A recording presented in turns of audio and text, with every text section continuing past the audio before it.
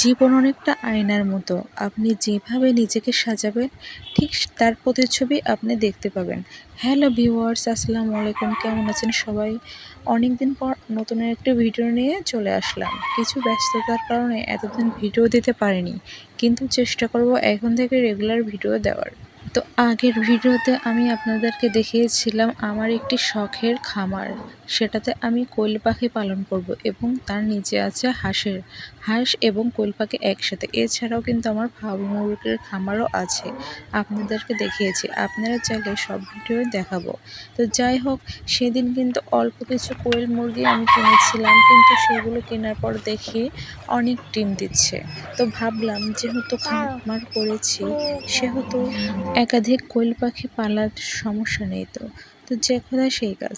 একদিনের কোয়েল পাখির বাচ্চা নিয়ে এসেছি আমি। দেখুন, এই সব কোয়েল পাখির কিন্তু একদিন মাত্র বয়স। এগুলো আমি অনলাইন থেকে অর্ডার করে নিয়েছি। তো এইগুলোকে আমি বারবার একটা শোলার সাহায্যে নেড়েচেড়ে দিচ্ছি। কেন, আপনাদের অনেকের মনে প্রশ্ন আসতে পারে। কারণ নেড়েচেড়ে না দিলে এগুলো একটার পর একটা জড়ো হয়ে অনেক পাখি মারা যায়। আমার প্রায় 50টা মারা গিয়েছে। এই জন্য আমি একটা থেকে আরেকটা সরাই দিচ্ছি যেন জোট বেঁধে না যায়।